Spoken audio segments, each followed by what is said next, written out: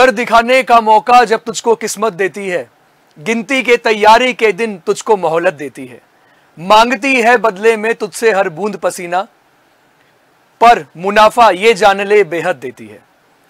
दंगल movie के title song की ये लाइंस आज आप लोगों पे बिल्कुल एप्रोप्रिएट बैठती है, क्योंकि आपको भी कुछ कर दिखाने का मौका किस्मत ने दिया है और तैयारी के दिन जो गिनती के दिए हैं वो है सिर्फ 2 महीने, या हम बोल सकते हैं कि कुछ 60 दिन आपको दिए हैं तैयारी के लिए। सो जितने भी मेरे आरजेएस के स्टूडेंट्स हैं, आप सभी लोगों का वेलकम है इस वीडियो में।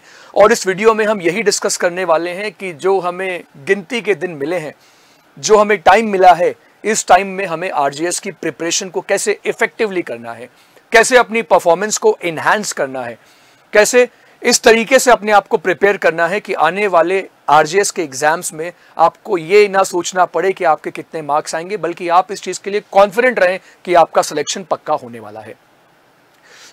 मेरा नाम है संयोग व्यास और आज के वीडियो में हम इसी टॉपिक के ऊपर बात करने वाले हैं। और चलिए वीडियो को स्टार्ट करते हैं और बात करते हैं अगले 2 महीने के प्लान के बारे में।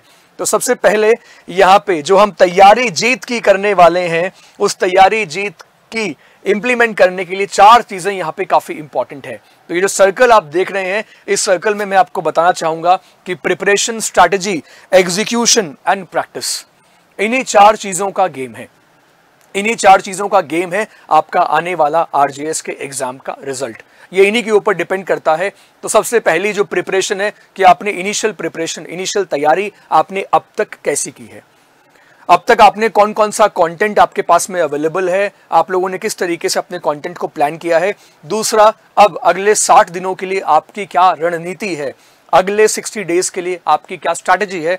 और तीसरा इंपॉर्टेंट यह है कि आप उसको कितना इफेक्टिवली एग्जीक्यूट करते हो। अगर आपने जो सोचा है उसको आपने एग्जीक्यूट कर दिया तो फिर देखिए कि आपको कितने बढ़िया रिजल्ट जो हैं वो मिलते हैं। और स्ट्रैटेजी आपको किस तरीके से बनानी है उसके बारे में अभी मैं आप लोगों को बताने वाला हूं। और स्ट्रैटेजी बनाकर उसको इंप्लीमेंट करने के साथ साथ इसकी बार बार प्रैक्टिस करना काफी इंपॉर्टेंट है। एग्जीक्यूशन तो ठीक है, लेकिन आप साथ में कितना प्रैक्टिस कर रहे हो ये भी इंपॉर्टेंट है, क्योंकि हम लोगों को सिर्फ प्री के हिसाब से अपने आप को प्रिपेयर नहीं करना। जितने भी एस्पिरेंट्स हैं, मैं आप सब लोगों को बोलूंगा कि आपको अपने आप को प्रिपेयर करना है इस तरीके से अपने आप को प्रिपेयर करना है कि आप मेंस के लिए पहले से ही प्रिपेयर्ड हों। तो किन किन टॉपिक्स के ऊपर, किन किन पॉइंट्स के ऊपर आपको ध्यान देना है और कैसे हो आपकी तैयारी जीत की। तो आपकी जो तैयारी है, जो आपको जीत की करनी है, और तैयारी जीत की करने के लिए आपके पास एक समय सीमा है and that time limit is 60 days. तो हम यहां से मान के चलते हैं कि 60 डेज की टाइम लिमिट है। हमें कौन कौन से पॉइंट को कंसीडर करना है, उन्हीं पॉइंट्स के ऊपर इस वीडियो में अब मैं आपको डिटेल में बताने वाला हूं कि आप किन किन चीजों के ऊपर फोकस कीजिए। सबसे पहले आप लोग जो प्रिपरेशन कर रहे हैं, तो मैं आप सब लोगों को बोलूंगा कि जैसा कि आप लोगों का आरजेएस का सिलेबस है, तो आप लोग मेजर प्लस माइनर इसको साथ में कवर करो। एक मेजर रीड कीजिए और एक साथ में माइनर को भी कवर करो। तो अब अगर आप कोई भी एक मेजर सब्जेक्ट कर रहे हैं, फॉर एन एग्जाम्पल अगर मैं यहाँ पे आपको बताता हूं कि मान लीजिए आप सीआरपीसी कर रहे हैं, तो सीआरपीसी के साथ साथ में आप पॉश कर सकते हैं। उसके साथ साथ अगर आप उससे बोलेंगे कि सर और कौन सा कर सकते हैं, जैसे कि आप सीपीसी कर रहे हैं, साथ में लिमिटेशन कर सकते हैं, या फिर आप साथ में इंटरप्रिटेशन कर सकते हैं। एक क्रिमिनल लॉ अगर आप मेजर कर रहे हैं तो कोई भी आप क्रिमिनल माइनर उसके साथ में कर सकते हो। अगर आपको डाइवर्सिफिकेशन चाहिए तो आप साथ में एक सिविल लॉ भी वहां पे ऐड कर सकते हो। लेकिन ये बात यहां पे बिल्कुल याद रहे कि अगर आप एक ही सब्जेक्ट को लेकर पूरा बहुत ज्यादा स्ट्रेच करोगे ना, तो वो आपका माइंड जो है, वो माइंड को ट्रेन करने के लिए, रिलैक्स होने के लिए और ज्यादा आपका माइंड एक्टिव रहे, इसके लिए जरूरी है कि आप मेजर और साथ में एक माइनर सब्जेक्ट को साथ में पढ़ाई कीजिए। तो डेली आपका जो भी रूटीन, आपने जो भी स्केड्यूल आपने बनाया है, उसमें साथ में ध्यान रखो, माइनर को इग्नोर मत करना, क्योंकि आप सब लोग जानते हो कि एक एक मार्क कितना इंपॉर्टेंट है।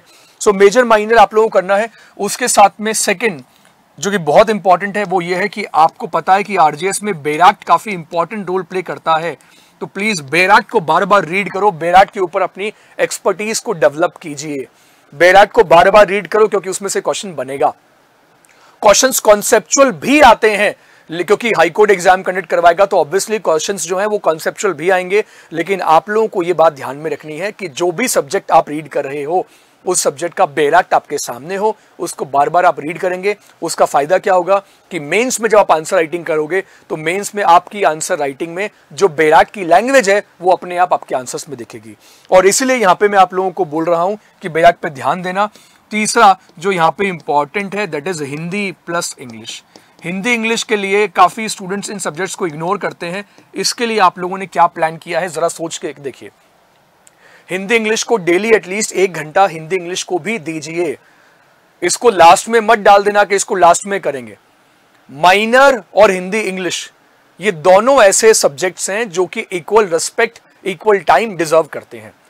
हिंदी इंग्लिश आप लोगों को पता है गेम चेंजर साबित हो सकते हैं, इसके लिए मैं आप लोगों को बोलूंगा कि प्लीज न्यूज़पेपर आप रेफर कर सकते हो। न्यूज़पेपर रेफर करने के साथ साथ में आपका जो डेली राइटिंग प्रैक्टिस अगर आप करोगे, अगर आप डेली राइटिंग प्रैक्टिस कर रहे हो, क्योंकि मुझे पता है बहुत सारे स्टूडेंट डेली राइटिंग प्रैक्टिस नहीं करते। ये राइटिंग प्रैक्टिस कैसे करनी है आप लोगों को, जो कि 1 महीने में ही आपके आंसर्स की क्वालिटी को बहुत इंप्रूव कर देगा, वो तरीका मैं आपको बताता हूं। फॉर एग्जाम्पल मान लीजिए कि आपने सीपीसी में रेस जुडिकेटा के बारे में पढ़ा है, तो आप रेस जुडिकेटा का पूरा टॉपिक पढ़ने के बाद में 1 पेज लीजिए और रेस जुडिकेटा के बारे में लिखिए। जो भी आपकी अंडरस्टैंडिंग है, जो भी आप जानते हैं उसके बारे में, जो भी आपने पढ़ा है वो लिखिए। राइट आपने अगर तो इसी तरीके से आपने आईपीसी में कोई टॉपिक आप लोगों ने पढ़ा है, आपने कल्पेबल होमिसाइड पढ़ा है, मर्डर का टॉपिक पढ़ा है, थेफ्ट का टॉपिक पढ़ा है, जो भी टॉपिक आप कवर कर रहे हो उसके बारे में लिखिए, उसके बारे में लिखो। इससे आपकी राइटिंग प्रैक्टिस होगी। दूसरा इससे बेनिफिट आपको क्या होगा, दूसरा बेनिफिट जो आपने पढ़ा वो आपका प्रॉपर रिविजन होगा, वो आपका रिविजन होगा। आपने एविडेंस एक्ट पढ़ा है, मान लो आपने डाइंग डिक्लेरेशन पढ़ा है, सेक्शन नंबर 32 आपने पढ़ा है, तो सेक्शन नंबर 32 के बारे में आप क्या जानते हो इसको लिख कर देखिए। यही प्रैक्टिस आपको 1 महीने में आपकी परफॉर्मेंस को काफी इंप्रूव कर देगी। 1 महीने बाद जब आप देखेंगे, और ध्यान रखिएगा ये बिना देखे लिखना है, देखकर नहीं लिखना, बिना देखे लिखना है। इससे आपकी राइटिंग स्पीड इंप्रूव होगी, आपका प्रॉपर रिवीजन होगा, जो आपके दिमाग में था वो आप पेपर पे आप उतारने लगे हो, और मेंस के आंसर राइटिंग के लिए इसमें आपकी काफी हेल्प मिलेगी।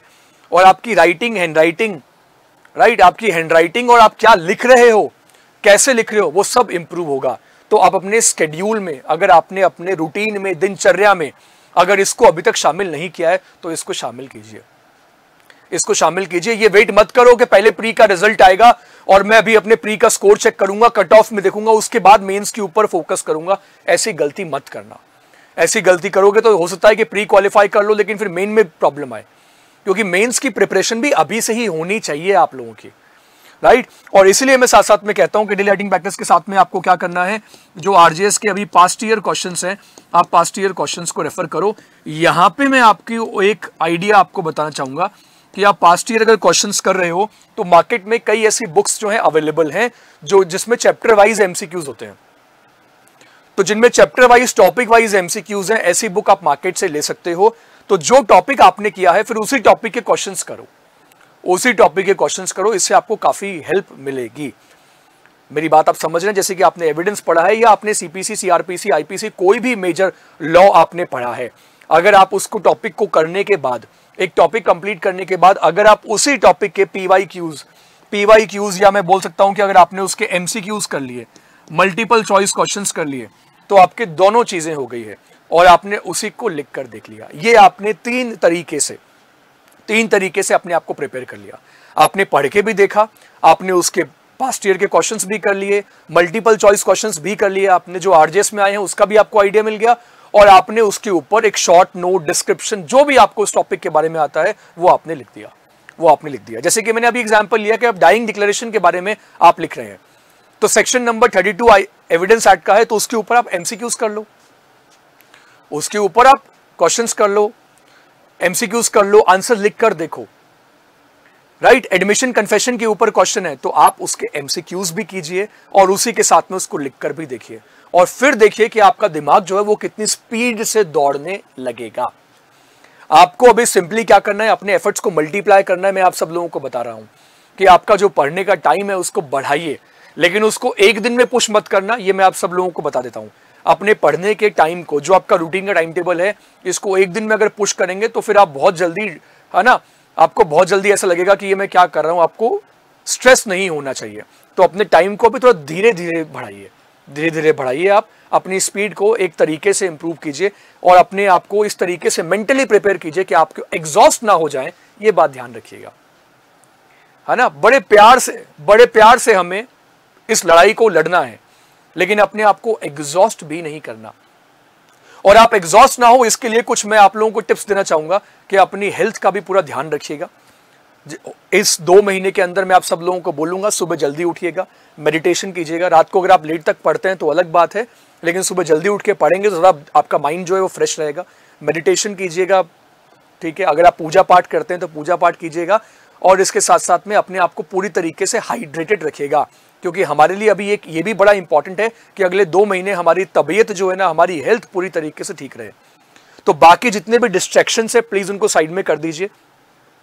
कहीं भी जाना आना, सोशल गैदरिंग वगैरह सबको एक बार साइड में रख दीजिए और किसी एकांत वाली जगह पर बैठिए। लेकिन इस बात को भी इंश्योर कीजिए कि हाँ, आप फ्रेश भी रहें, आप, और इसके साथ साथ में फ्रेश रहने के साथ साथ आप हेल्दी भी रहें, ये भी इक्वली इंपॉर्टेंट है। तो अपनी हेल्थ का पूरा ध्यान रखिएगा, नींद पूरी लीजिएगा, और जितना आप हाइड्रेटेड रखेंगे अपने आप को, जितना आप पानी पिएंगे, उतना ही आपका ब्रेन जो है वो प्रॉपर फंक्शन करेगा, और आपको उतना ही स्पीडली या जल्दी याद होना शुरू हो जाएगा। अगर आप एक सब्जेक्ट से बोर हो रहे हैं तो मल्टीपल सब्जेक्ट साथ में अगर आप रखेंगे तो उससे आपको बोरियत नहीं होगी, और आपका इंटरेस्ट जो है वो बना रहेगा, माइंड ज्यादा एक्टिव रहेगा। इसके साथ साथ में मैं आप लोगों को यहाँ पे ये बता देता हूँ कि रीसेंट अमेंडमेंट्स के ऊपर अभी ध्यान देना। रीसेंट अमेंडमेंट्स जो आए हैं, कॉन्स्टिट्यूशनल अमेंडमेंट्स और जो क्रिमिनल लॉ के अमेंडमेंट्स, आपको जितने भी अमेंडमेंट्स आप देख सके, मैं नए क्रिमिनल लॉस की बात नहीं कर रहा हूं, लेकिन मैं रीसेंट अमेंडमेंट्स के बारे में बात कर रहा हूं। ये अमेंडमेंट्स आप देख लेना। जैसे कि सीपीसी के कुछ एक अमेंडमेंट्स आप यहाँ पे देख सकते हो कि कौन सा अमेंडमेंट 1976 में हुआ था, कौन सा अमेंडमेंट 1989 में हुआ था। तो ये अमेंडमेंट्स जो है, इनका ईयर यहाँ पे आपको ध्यान रखना है, ये आपको काफी काम आएगा। अब अगर यहाँ पे मैं बात करूं केस लॉस की, तो केस लॉस के लिए स्पेसिफिकली मैं आप लोगों को यह बताना चाहूंगा कि आप लोगों ने, अगर एक तो इंडियन एविडेंस एक्ट के केस लॉज यहां पे काफी इंपॉर्टेंट है। इसके अलावा मैं बोलूंगा कि इंडियन कॉन्ट्रैक्ट एक्ट के जो केस लॉज हैं, तो आप केस लॉज के लिए प्लीज अलग से कुछ, ये यहां पे ये इंपॉर्टेंट है। इसका ये मतलब मैं बिल्कुल नहीं कह रहा कि इन्हीं में से केस लॉज आएंगे। अगर यहाँ पे आप केस लॉस की बात करें तो यहाँ पे आप कॉन्स्टिट्यूशन को भी देख सकते हो, क्योंकि कॉन्स्टिट्यूशन के लैंडमार्क जजमेंट्स हैं। कॉन्स्टिट्यूशन के लैंडमार्क जजमेंट्स है, ये लैंडमार्क जजमेंट्स में आने वाले कुछ दिनों में कॉन्स्टिट्यूशन के जो लैंडमार्क जजमेंट्स हैं, इनको हम लोग कवर कर लेंगे। इनको हम लोग यूट्यूब पे, मैं कोशिश करूंगा कि यूट्यूब पे इनके वीडियोस में अपलोड कर सकूं, ताकि आप लोग ये सारे लैंडमार्क केसेस जो हैं वो आप देख सको, समझ सको, आपको काम आ सके। तो केस लॉस के लिए आपका एक अलग से रेफरेंस बुक, या आपने कुछ नोट्स बना रखे हो, या आपके पास में कोई पीडीएफ हो, उससे प्लीज आप लोग केस लॉस को कवर कर लेना। क्योंकि मैंने बहुत बार देखा है कि मेंस की आंसर राइटिंग में स्टूडेंट क्या करते हैं, ये लिख कर आएंगे बस एज पर रेलेवेंट केस लॉ, और केस लॉ का नाम उनको पता ही नहीं होता। तो मेरा आप लोगों से क्वेश्चन है कि प्लीज ये बात फाइंड आउट करो कि आपके क्वेश्चन, आपके दिमाग में, आपके मेमोरी में कितने नंबर ऑफ केस लॉज है, इसके ऊपर ध्यान दीजिएगा सब लोग। इसके अलावा जो मैंने आपको लैंडमार्क जजमेंट्स के बारे में बताया है कि वो इंपॉर्टेंट है। चैप्टर वाइज एमसीक्यूज के बारे में यहां पे मैं बात कर रहा हूं, पीवाईक्यू क्वेश्चंस के बारे में हमने बात की, और अब मैं आपको ये बोलूंगा जो बहुत इंपॉर्टेंट है कि अपने वीक एरियाज को आइडेंटिफाई कीजिए कि आपके वीक एरियाज कौन कौन से हैं।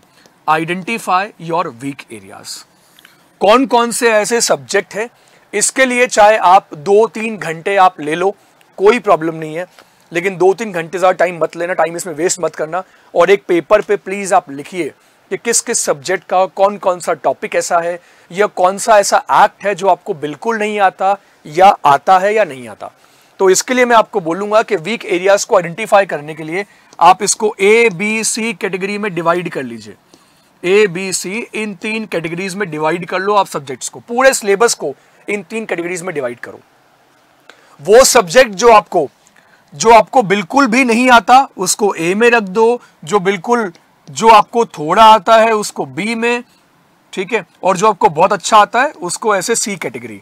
तो ऐसे 1, 2, 3 कैटेगरी में उसको कैटेगराइज कर दो, और कैटेगराइज करने से आपको यह पता लग जाएगा कि आप कहां, राइट, आप कहां लैग कर रहे हो। और जब आपको यह पता लग जाता है ना कि आप क्या गलती कर रहे हो, क्या मिस्टेक कर रहे हो, तो उस मिस्टेक को ठीक करना काफी आसान बन जाता है, काफी ईजी बन जाता है, राइट। ये बात आपको समझ में आई। तो ये बात यहां पे काफी, ये बात क्या है यहां पे काफी इंपॉर्टेंट है, राइट। तो जैसे कि हम इसी के बारे में बात कर रहे हैं, इसी टॉपिक को हम यहां पे डिस्कस कर रहे हैं, तो यहां पे ये काफी इंपॉर्टेंट यहां पे आप लोग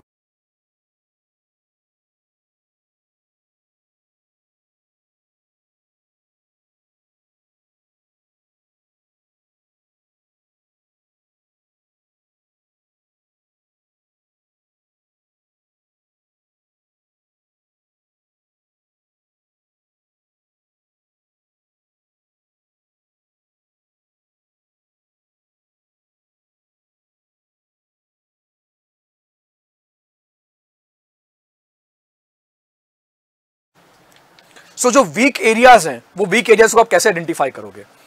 आप में से मैक्सिमम स्टूडेंट्स जो गलती करते हैं वो उन वीक एरियाज के बारे में बात कर रहा हूं कि कोई ये बोलता है कि मुझे सीपीसी नहीं आता, आप कोई स्टूडेंट कहता है कि सर मुझे सीआरपीसी अच्छे से नहीं आता, लेकिन एटलीस्ट आप लोगों ने इन सब्जेक्ट्स को पहले पढ़ा है, ये बात भी मत भूलिए। तो आप पर्टिकुलर कौन से चैप्टर में प्रॉब्लम है ये आइडेंटिफाई करना आप लोगों के लिए काफी इंपॉर्टेंट यहां पे हो जाता है कि किस चैप्टर में आपको मेजरली प्रॉब्लम है।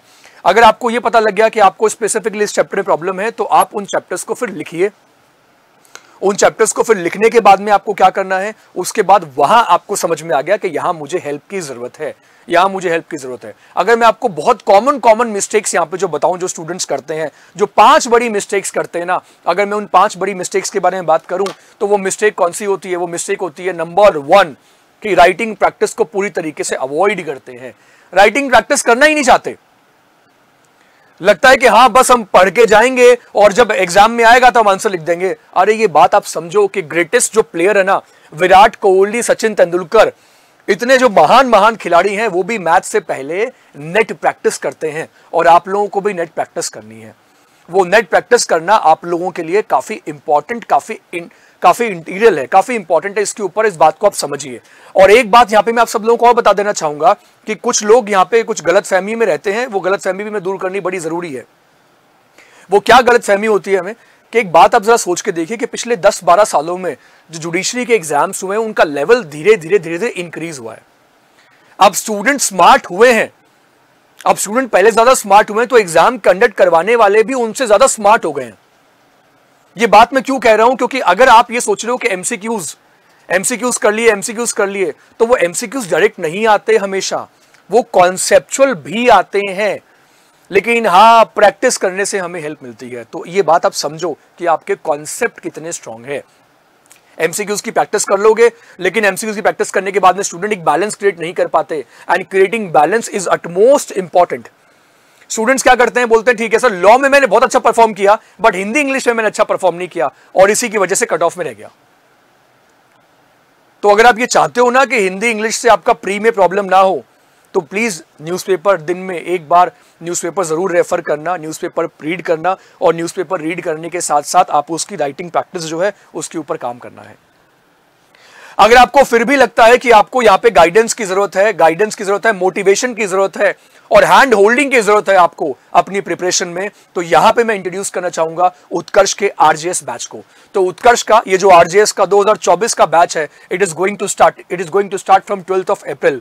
तो 12 अप्रैल से ये उत्कर्ष का जो बैच है ये शुरू होने वाला है, जिसमें कि हम लोग आपके साथ अगले 2 महीने पूरी मेहनत करेंगे, पूरी जी जान से आपके साथ काम करेंगे, जिसमें कि हम आप लोगों को आरजीएस का सिलेबस कवर करवाएंगे। कंप्लीट सिलेबस की प्रिपरेशन आप लोगों को इस तरीके से कराएंगे कि इस आरजीएस 2024 के एग्जाम में आप सक्सेसफुल बन सके। इसमें हम लोग major law, minor law, Hindi, English सब कुछ कवर करवाने वाले हैं, और यहाँ पे लाइव एंड रिकॉर्डेड क्लासेस दोनों होने वाली है। लाइव एंड रिकॉर्डेड क्लासेस दोनों होने वाली है। और इसके साथ साथ एक अच्छी बात यह है कि उत्कर्ष इसमें अभी कई ऑफर्स भी, बड़े अच्छे ऑफर्स यहाँ पे उत्कर्ष की ऐप पे अभी चल रहे हैं, जिसमें 7,000 रुपीज में आप उत्कर्ष के टारगेट बैच में एनरोल कर सकते हो। तो यहाँ पे 50% का भी आप देख सकते हो डिस्काउंट उत्कर्ष अभी ऑफर कर रहा है, और ये ऑफर वैलिड कब तक है? 17 अप्रैल तक उत्कर्ष का ये जो ऑफर है ये अभी वैलिड है, जिसमें कि आप अपनी प्रिपरेशन को नेक्स्ट लेवल पर लेकर जा सकते हो। क्योंकि अगर मिल जाए आपकी मेहनत और हमारा कोशिश, तो हमारी कोशिश और आपकी मेहनत और इन दोनों का कॉम्बिनेशन एक बन जाए, और जो रणनीतियां हम आपको बताएं अगर आपने उनको फॉलो कर लिया, तो मुझे पूरा यकीन है, मुझे पूरा भरोसा है कि इस बार आरजीएस में आपका ही सिलेक्शन होगा। लेकिन इस सिलेक्शन को इंश्योर करने के लिए ये बातें जो मैंने आप लोगों से बताई है, ये जो बहुत मोस्ट कॉमन मिस्टेक्स है, जिन मिस्टेक्स के बारे में मैं यहाँ पे बात कर रहा हूँ, ये जो बहुत कॉमन मिस्टेक्स हैं, प्लीज इन मिस्टेक्स को अवॉइड कीजिए, इन मिस्टेक्स को ओवरकम कीजिए। अगर अभी तक आपने अपनी कोई रणनीति या स्ट्रैटेजी नहीं बनाई है, या आपको नहीं पता कि मुझे क्या करना है, कैसे करना है, तो मैं बोलूंगा कि सिंपली आप हमारा उत्कर्ष का ये जो बैच है आप इसमें एनरोल कर सकते हैं, ताकि यहाँ पे हम एटलीस्ट आप लोगों की हैंड होल्डिंग करें और आप लोगों को प्रॉपरली एक एक सब्जेक्ट में गाइड करें, सो दैट आपकी सक्सेस जो है वो इंश्योर की जा सके। तो वेल, ये कुछ टिप्स थी। लेकिन इसके साथ में जाते जाते मैं आप सब लोगों को ये बात बोलूंगा कि स्ट्रेस को, तनाव को अपने ऊपर हावी ना होने दे, क्योंकि ये सिर्फ एक एग्जाम है और आगे भी आपको लाइफ में, जीवन में ऐसी बहुत बार सिचुएशंस देखनी होंगी जब आपको बहुत कम टाइम मिलेगा और बहुत कम टाइम में आपको बहुत कुछ बड़ा करके दिखाना होगा, और तब भी आप करके दिखाएंगे, ये मुझे पूरा यकीन है। तो स्ट्रेस को हावी ना होने दें, अपने आप पर भरोसा रखें, अपने दिमाग को शांत रखें और अपनी कोशिशों को, अपने एफर्ट्स को मल्टीप्लाई करें ताकि सक्सेस इस बार आपको जरूर मिले। सो आई रियली होप कि इस वीडियो से आपको काफी हेल्प मिली होगी आने वाले आरजेएस एग्जाम की प्रिपरेशन के लिए। सो ये था मेरी साइड से एक छोटा सा एफर्ट। मैं आप लोगों से मिलता हूं अपने नेक्स्ट वीडियो में। Thank you so much, take care, bye bye.